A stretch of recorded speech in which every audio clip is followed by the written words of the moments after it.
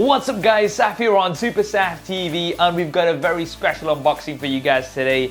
Here is the OnePlus 7 Pro 5G on EE. Now this, I believe, is one of the first videos of the OnePlus 7 Pro 5G in the world, so a thumbs up for that would be appreciated. Let's get straight to the unboxing. Now the OnePlus 7 Pro is going to be the first device in the UK that supports 5G, and EE is the first network rolling out 5G from today. The box is a little bit different to what we had on the OnePlus 7.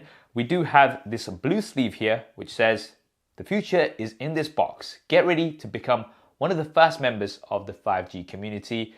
The 7 here as well is in the blue, and then we've got Pro 5G. Right, let's go ahead and get this open. Here we are.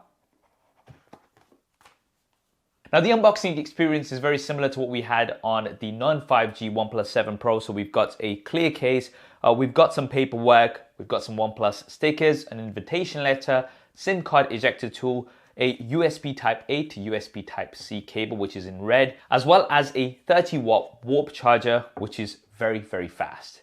Let's now get to the device and remove the plastic.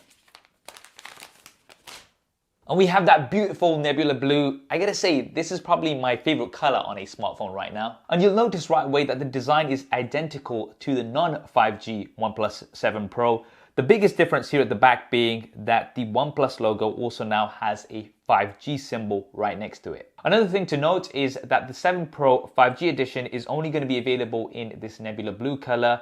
The non-5G edition is available in a mirror black and will also be available in an almond color. The 7 Pro 5G is also the same from the front, so we have that beautiful 6.67-inch fluid OLED Quad HD Plus display. And I gotta say, this is definitely one of the best, if not the best display on the market right now. Bezels are so small. The biggest thing for me is the 90 Hz refresh rate makes everything so smooth.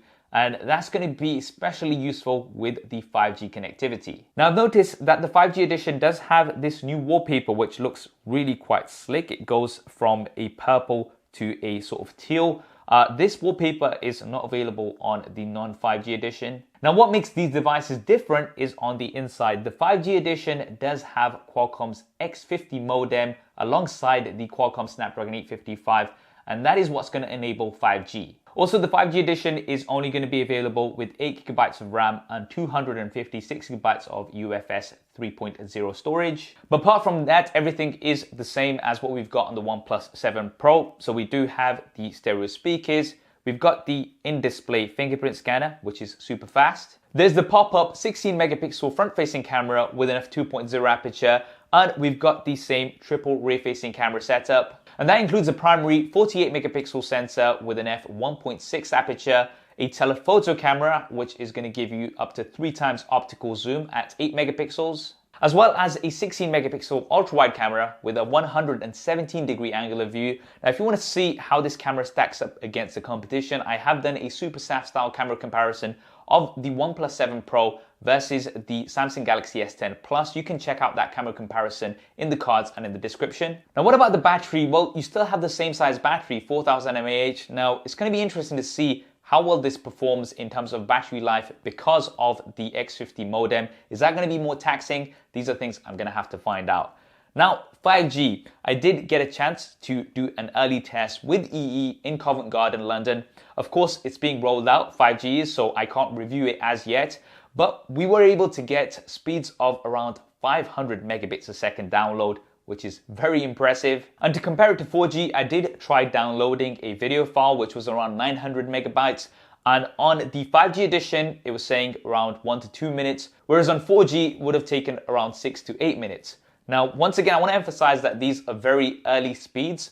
The network is still in its infancy, and I actually got a preview of it, so it still needs to be configured and rolled out. Now, there's 3 main aims for OnePlus and EE when it comes to 5G. Firstly, speed. Of course, we're downloading so much more these days, and especially with this 90Hz display, if you want to watch 4K HDR content and you want to download that, then you are going to be needing that super fast speed. Secondly is to reduce congestion. We're using so many more devices these days and things can get congested. So having 5G should help with that. And thirdly is to reduce latency. Of course, you want minimal latency, especially if you're streaming or streaming a game even.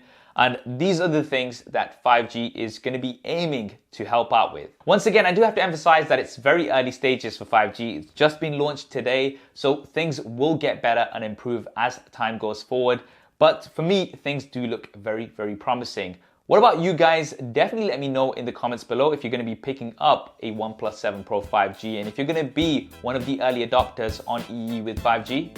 I hope you enjoyed this video and found it useful. If you did, then do hit that thumbs up button for me. And if you haven't already, then be sure to subscribe and hit that bell icon so you don't miss any further coverage. Thanks for watching. This is Saf on SuperSaf TV.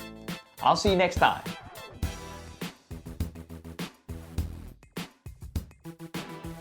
Congested. Oh man. Congested.